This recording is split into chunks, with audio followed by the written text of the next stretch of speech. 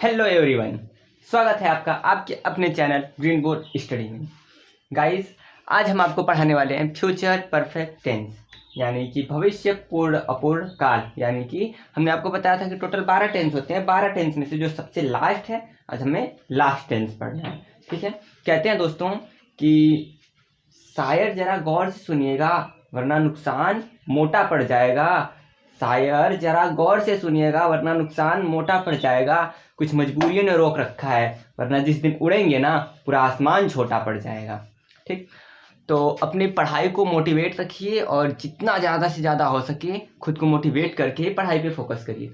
चलिए आज स्टार्ट करते हैं अपनी topic future perfect continuous tense. सबसे पहले हम आपको बता देते हैं इसकी आइडेंटिफिकेशन।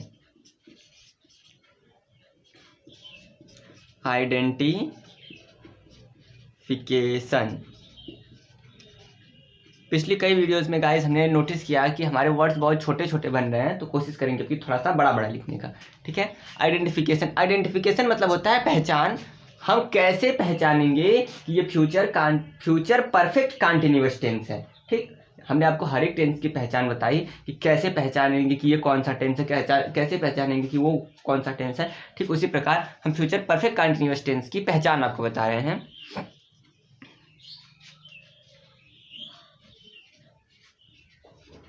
जिस हिंदी वाक्य के अंत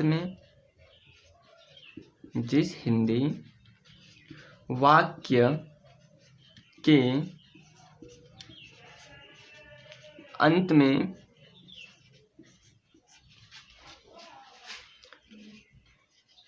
रहेगा, रहेगी, रहेंगे, रहूंगा आदि शब्दों के साथ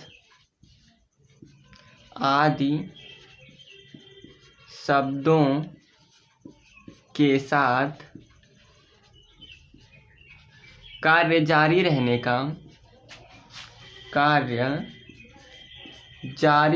का समय भी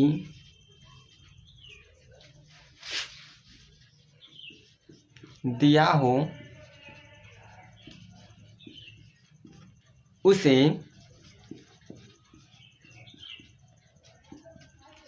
फ्यूचर परफेक्ट कंटिन्यूअस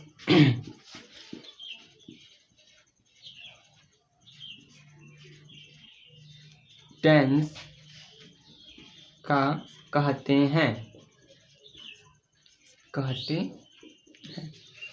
अगर आपको लिखना हो तो आप स्क्रीनशॉट करते हुए चलिएगा। जब भी हम सामने से हटेंगे स्क्रीनशॉट करके आराम से नोट करते रहिएगा। हमने आपसे क्या कहा, जिस हिंदी वाक्य के अंत में रहेगा, रहेगी, रहेंगे, रहूंगा आदि शब्दों के साथ कार्य जारी रहने का समय टाइम भी दिया रहे उसे फ्यूचर परफेक्ट कंटिन्यूअस टेंस का कहते हैं। अगर समय नहीं दिया रहेगा तो सिर्फ और सिर्फ फ्यूचर कंटिन्यूअस टेंस हो जाएगा। लेकिन अगर रहेगा, रहेगी, रहेंगे इन सब शब्दों के साथ समय भी दिया रहेगा, टाइम भी दिया रहेगा, 2 घंटे से, 4 घंटे से, 3 दिन से, 1 साल से, 50 साल से, ठीक, तो वो हमारा फ्यूचर परफेक्ट कंटिन्यूअस टेंस का होगा। आइए हम आपको इसका स्ट्रक्चर बताते हैं, इसकी संरचना बताते हैं। सबसे पहले हमें लिखना होता है सब्जेक्ट प्लस फिर इसकी सहायक क्रिया होती है विल हैव बीन या शैल हैव बीन। मतलब कि विल शैल में से कोई एक और प्लस में हैव बीन। ठीक, सब्जेक्ट लिखते हैं फिर इसकी सहायक क्रिया लिखते हैं। इसकी मुख्य क्रिया में मेन वर्ब में आईएनजी जोड़ते हैं प्लस ऑब्जेक्ट लिखते हैं प्लस सिंस या फॉर लिखते हैं। निश्चित समय के लिए सिंस, अनिश्चित समय के लिए फॉर लिखते हैं। फिर इसके बाद हमें टाइम लिखना होता है प्लस अदर वर्ड। इसके अलावा अगर कुछ दूसरा बचे तो अदर वर्ड। ठीक है, थोड़ा सा हम इसको इधर लिख देते हैं। ऑब्जेक्ट लिखते हैं प्लस सिंस या फॉर लिखते हैं प्लस टाइम लिखना होता है समय, फिर प्लस अदर वर्ड, यानी कि अदर जो भी कुछ बचा है अब वो रहेगा। सब्जेक्ट सहायक क्रिया विल हैव बीन या शैल हैव बीन, हमेशा मुख्य क्रिया में आईएनजी जोड़ेंगे, ऑब्जेक्ट लिखेंगे, सिंस निश्चित समय के लिए, अनिश्चित समय के लिए फॉर, ये दोनों से की स्पेलिंग होती है। इन दोनों का अर्थ क्या होता है दोस्तों? इन दोनों का अर्थ होता है से। ठीक, फिर टाइम लिखेंगे समय, फिर अदर वर्ड लिखेंगे जो भी अदर बचा रहेगा। ठीक है, आगे बढ़ते हैं। हम आपको इसका रूल बताते हैं अफर्मेटिव सेंटेंस में, मतलब सकारात्मक वाक्य में। अफर्मेटिव सेंटेंस, सकारात्मक वाक्य। सकारात्मक वाक्य में क्या रूल होगा? ठीक, ये हमारी स्ट्रक्चर थी सब्जेक्ट वगैरह वाला। ठीक, अफर्मेटिव सेंटेंस में हम आपको कुछ कुछ रूल बता देते हैं। पहला रूल है आई और वी के साथ हेल्पिंग वर्ब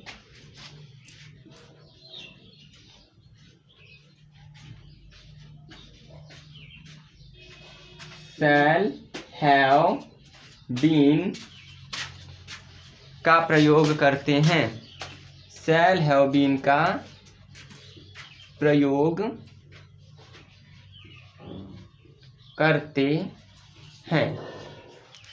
आई और वी के साथ किसका प्रयोग करते हैं? सहायक क्रिया शैल हैव बीन का, तथा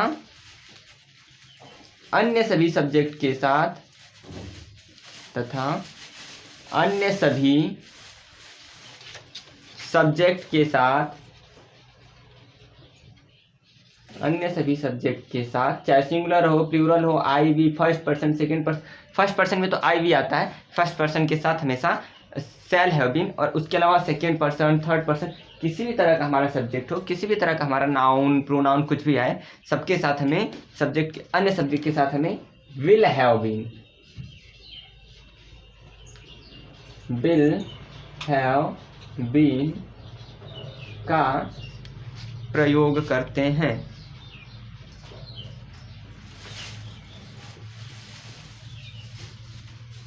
का प्रयोग करते हैं।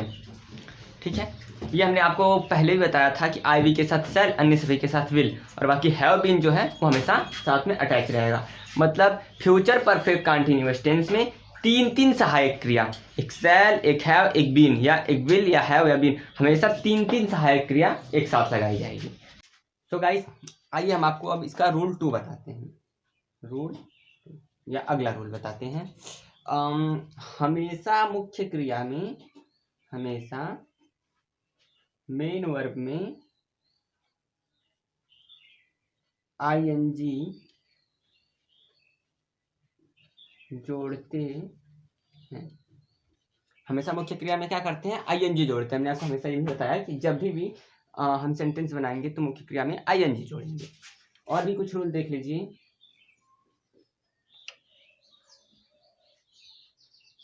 निश्चित समय के लिए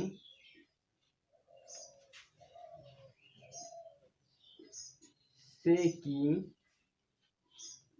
अंग्रेजी, से की अंग्रेजी, सिंस तथा अनिश्चित समय के लिए, अनिश्चित समय के लिए फॉर लिखते हैं। फॉर लिखते हैं। बस 3 ही रूल है। आई और वी के साथ शैल हैव बीन, और अन्य सभी के साथ विल हैव बीन। हमेशा मुख्य क्रिया में आईएनजी जोड़ना है। निश्चित समय है तो से की अंग्रेजी सिंस, और अगर अनिश्चित समय है तो से की अंग्रेजी फॉर लिखेंगे। ठीक है गाइस, आई होप कि आपको फ्यूचर परफेक्ट कंटिन्यूअस टेंस का अफर्मेटिव सेंटेंस के सारे रूल समझ में आ गए होंगे। चलिए अब हम लोग बढ़ते हैं धीरे धीरे एग्जाम्पल्स की तरफ, और उदाहरण की हेल्प से हम इसके रूल्स को समझते हैं कि क्या था, कैसे इसका अनुवाद किया जाता है। फिर हम आपको बताएंगे इसका नेगेटिव सेंटेंस और देन इंट्रोगेटिव सेंटेंस।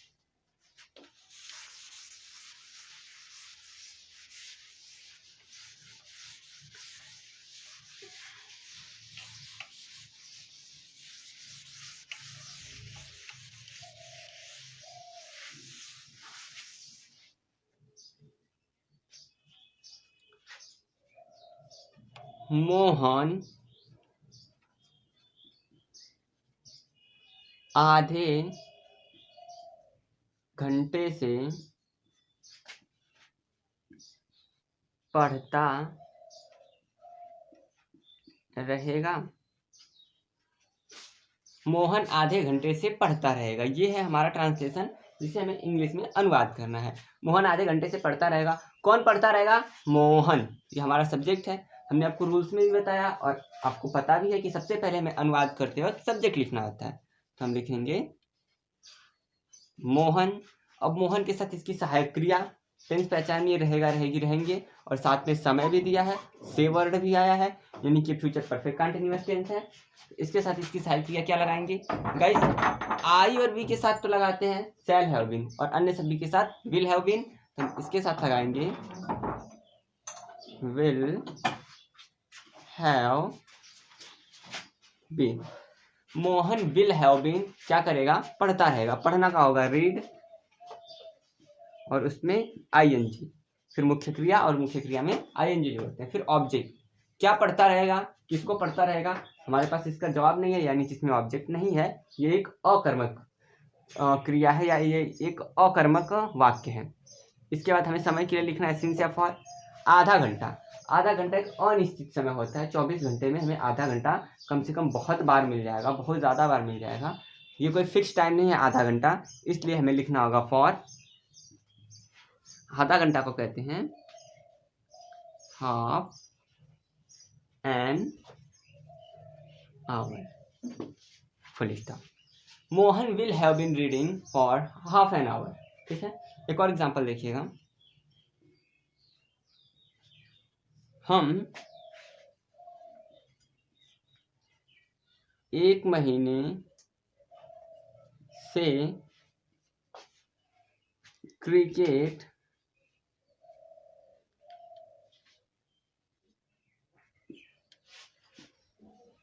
खेलते रहेंगे। हम 1 महीने से क्रिकेट खेलते रहेंगे। कौन क्रिकेट खेलता रहेगा? हम, यानी कि वी, और वी के साथ सहायक क्रिया लगाते हैं शैल हैव बीन। तो लिखेंगे we shall have been. We shall have been क्या करते रहेंगे? खेलते रहेंगे। खेलने का होगा प्ले, और प्ले में क्या जोड़ना है? ING, playing. We shall have been playing क्या खेलते रहेंगे? क्रिकेट। क्रिकेट 1 महीना निश्चित समय या अनिश्चित समय? तो 1 महीना पूरे वर्ष में कई बार मिल जाता है। किसी महीने का नाम तो नहीं लिखा गया है, जनवरी, फरवरी वगैरह, इसलिए ये भी एक अनिश्चित समय है। और अनिश्चित समय के लिए हमें फॉर लगाना है। फॉर 1 महीना मतलब 1 month, full stop, 1 month. I hope guys कि इन दोनों एग्जाम्पल की वजह से या इन दोनों एग्जाम्पल की हेल्प से अपने रूल्स भी समझ लिए होंगे कि हमें विल हैव बीन कब लगाना है, शैल हैव बीन कब लगाना है, हमेशा मुख्य क्रिया में आईएनजी जोड़ना है। अभी तो हमने सिर्फ फॉर वाला दिया, एक आइए सिंस वाला भी लेते हैं, मतलब निश्चित समय वाला। वह लड़का सोमवार से स्कूल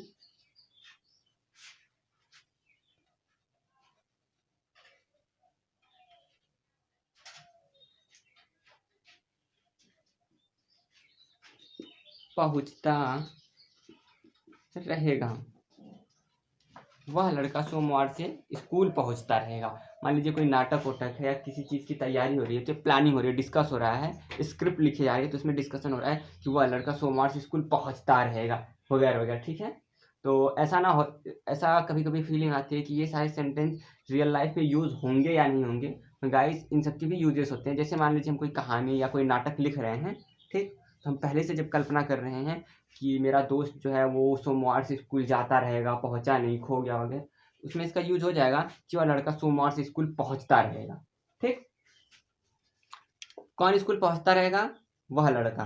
तो ही बॉय सी बॉय ना लिख के हम लिखेंगे दैट बॉय, क्योंकि ये एक इशारा करने की तरह हो रहा है, और जब भी वह का इस्तेमाल एक साथ होता है या इशारे की तरह होता है तो उसके लिए हम दैट लिखते हैं।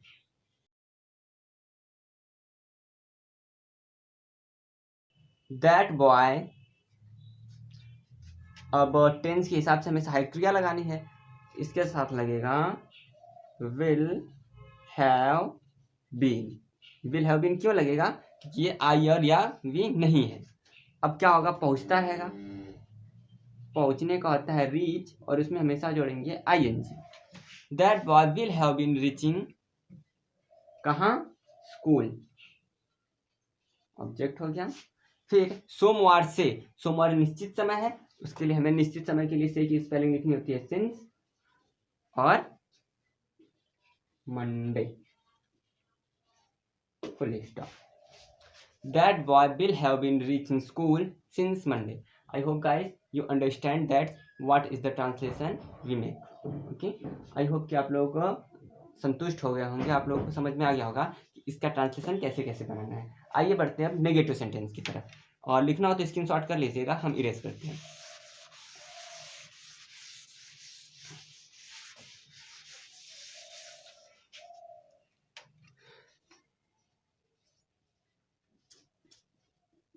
नेगेटिव सेंटेंस, नॉट का प्रयोग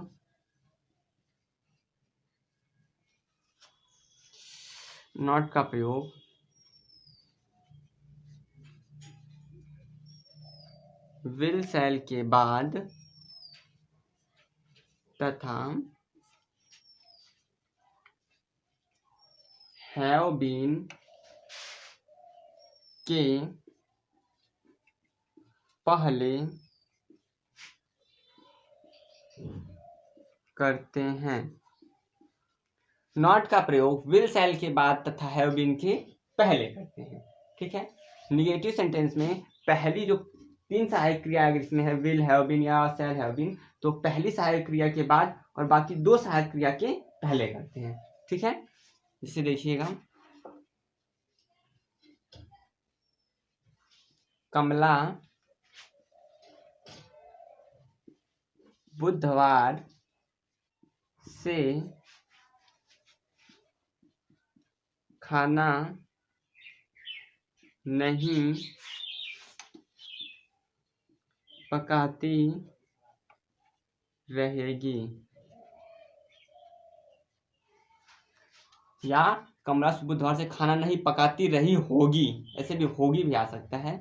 ठीक है, कौन खाना नहीं पकाता रहेगा? कमला। कमला एक लड़की है जो खाना नहीं पकाएगी। कमला, इसके साथ सहायक क्रिया क्या लगाना है हमें?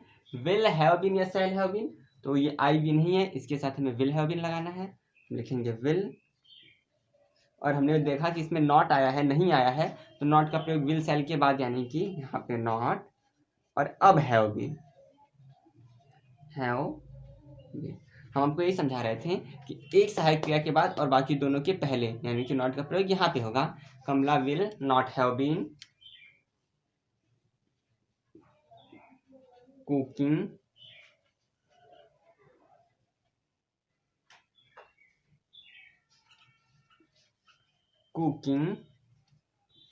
फूड। बुधवार, बुधवार एकदम एग्जैक्ट, बहुत ही निश्चित समय है, इसलिए हमें बुधवार के लिए लगाना होगा से की स्पेलिंग सिंस, और बुधवार का क्या आता है?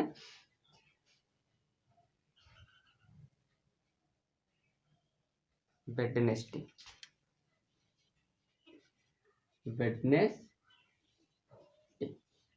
Full stop. Kamla will not have been cooking food since Wednesday. एक और एग्जांपल देखिएगा,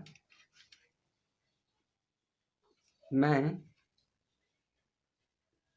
2 बजे से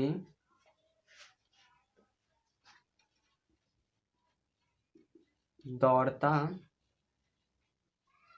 रहूंगा।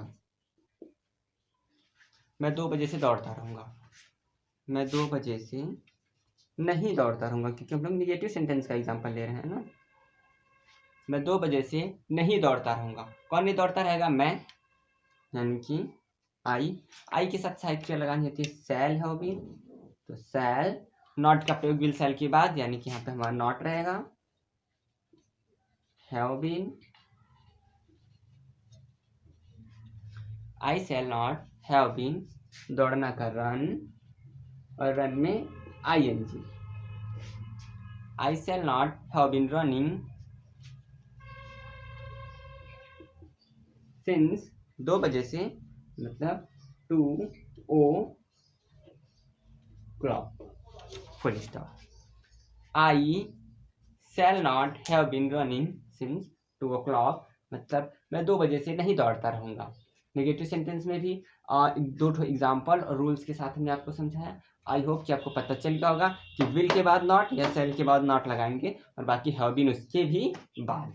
ठीक गाइस, आइए बढ़ते हैं इंट्रोगेटिव सेंटेंस की तरफ।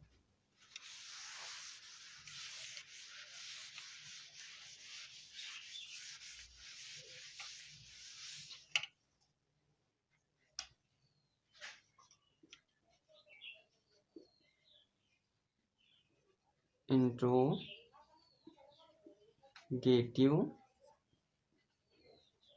सेंटेंस, प्रश्नसूचक वाक्य या प्रश्नसूचक सेंटेंस। प्रश्नसूचक सेंटेंस में हम आपको 2 रूल हमेशा बताते हैं, एक जब प्रश्नसूचक शब्द पहले आता है, या जब प्रश्नसूचक शब्द वाक्य के बीच में आता है। ठीक, रूल फर्स्ट, यदि प्रश्नसूचक शब्द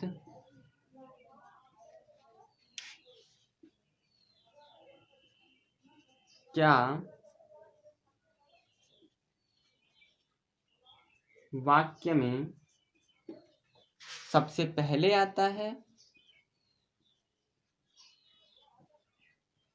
सबसे पहले आता है, तो उसकी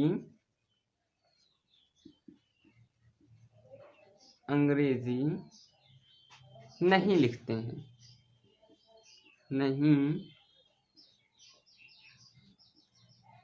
लिखते हैं, बल्कि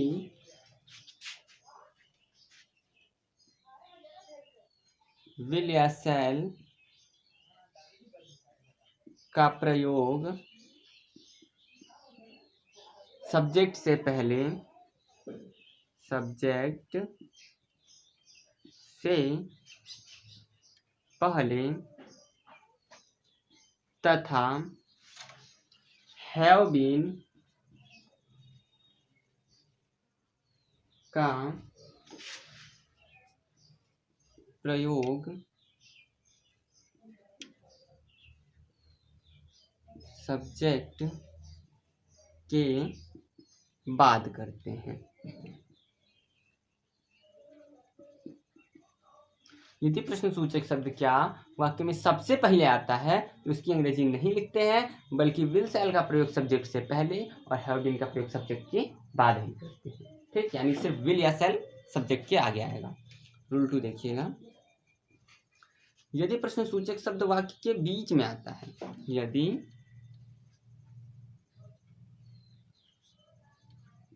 प्रश्नसूचक शब्द वाक्य के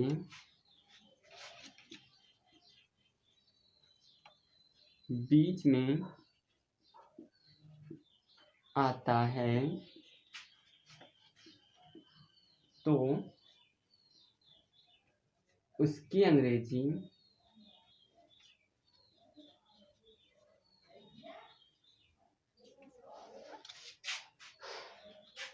सबसे पहले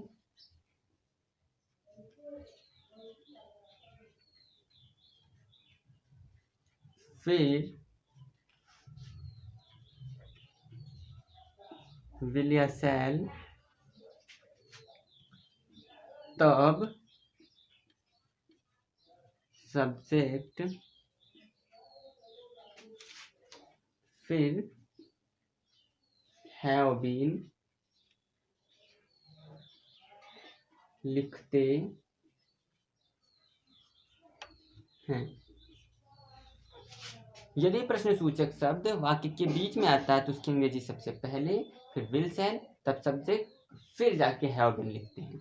ठीक, यदि पहले आता है जब प्रश्नसूचक शब्द, उसकी स्पेलिंग हमें कहीं नहीं लिखनी होती। अगर बीच में आता है तो हमें सबसे पहले लिखनी होती है। और इन दोनों केसेस में जो विल या सेल है उसका इस्तेमाल सब्जेक्ट के पहले और सब्जेक्ट के बाद हैव बीन रहेगा। ठीक, अगर सेंटेंस नेगेटिव है सब्जेक्ट के बाद पहले विल सेल सब्जेक्ट, तब नॉट लिखेंगे और हैव बीन, मतलब नॉट विल सेल के साथ आगे नहीं आएगा, वो अपनी जगह पे ही बरकरार रहेगा। ठीक, आई होप कि आपको ये समझ में आ गया होगा कि जब क्या पहले आएगा तो लिखना नहीं है, और बीच में आएगा तो सबसे पहले लिखना है। और बीच में कुछ भी आ सकता है, क्या, क्यों, कैसे, कहाँ, कब, कितना, किसका, किस लिए, कौन, कुछ भी आ सकता है, पर पहले सिर्फ क्या आएगा। ठीक, चलिए एग्जाम्पल के थ्रू हम आपको बताते हैं फ्यूचर परफेक्ट कंटिन्यूअस टेंस का इंट्रोगेटिव सेंटेंस।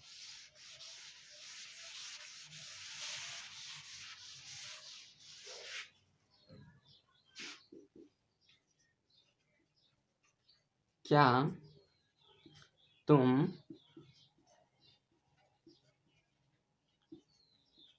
2 दिनों से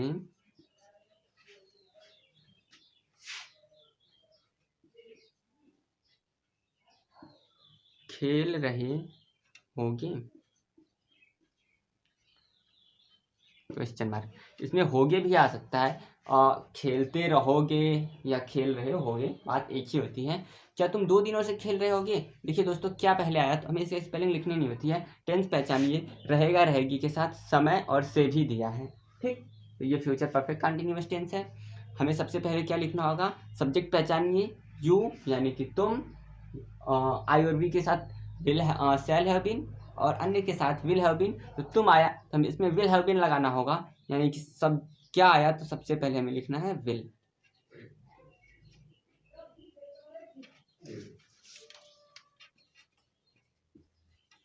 अब सब्जेक्ट और देन हैव बीन। हमने ये रूल में बताया था कि यदि प्रश्नसूचक शब्द क्या पहले आता तो इसकी स्पेलिंग व्हाट नहीं लिखनी है, बल्कि विल सेल का प्रयोग सब्जेक्ट से पहले, यहाँ से पहले, और हैव बीन का प्रयोग सब्जेक्ट के बाद करना है। अब बाकी सब काम जैसे का तैसे करना है, यानी कि हमें मेन वर्ब में आईएनजी जोड़नी है। क्या करते रहोगे? खेलते रहोगे। प्ले में आईएनजी जोड़ेंगे, playing. Will you have been playing. फिर 2 दिनों से, तो 2 दिन अनिश्चित समय है, इसके लिए हमें लगाना होगा फॉर 2 डेज, और क्वेश्चन मार्क कंपलसरी है, छूटना नहीं चाहिए। Will you have been playing for 2 days. आइए एक और एग्जांपल देखते हैं। क्या मैं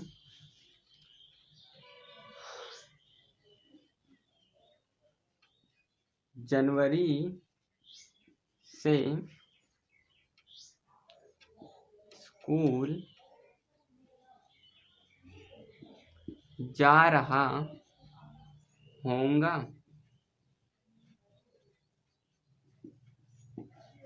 क्या मैं जनवरी से स्कूल जा रहा होऊंगा या जाता रहूंगा?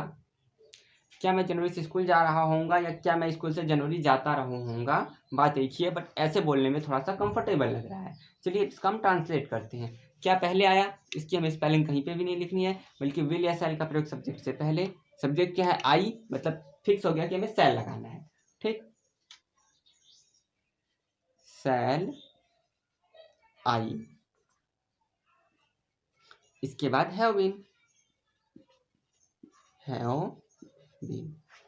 फिर हमें मुख्य क्रिया लिख के उसमें आईएनजी जोड़नी है। तो मुख्य क्रिया क्या है? जाना, गो, और उसमें क्या लगाना है? ING. Shall I have been going, कहाँ? स्कूल, टू स्कूल, यह है हमारा ऑब्जेक्ट। फिर इसके बाद हमें सिंस या फॉर, मतलब से की स्पेलिंग लिखनी है। तो जनवरी एक निश्चित समय है, इसलिए हमें लिखना है since January, question mark. Shall I have been going to school since जनवरी।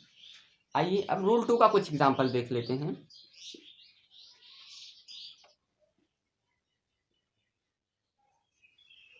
सोहन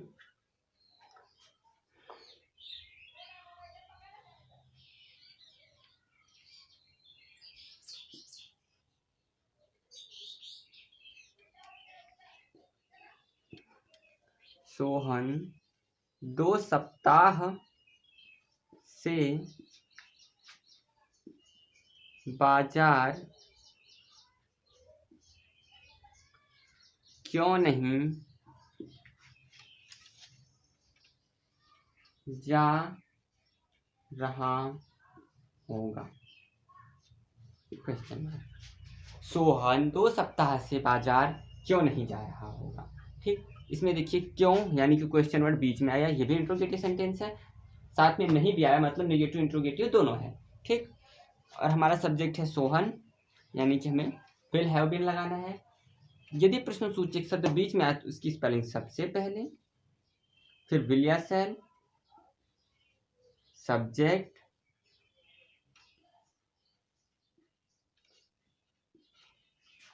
फिर हैव बीन,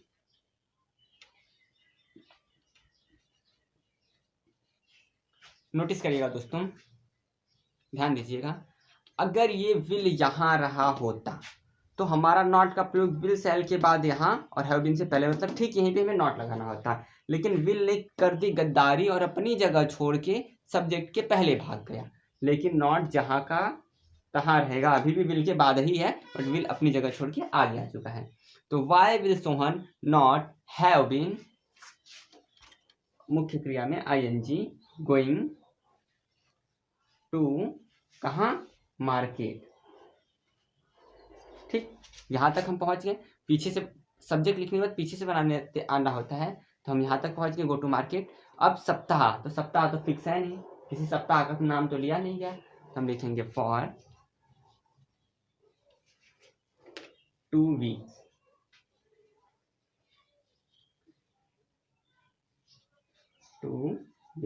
और क्वेश्चन मार्क।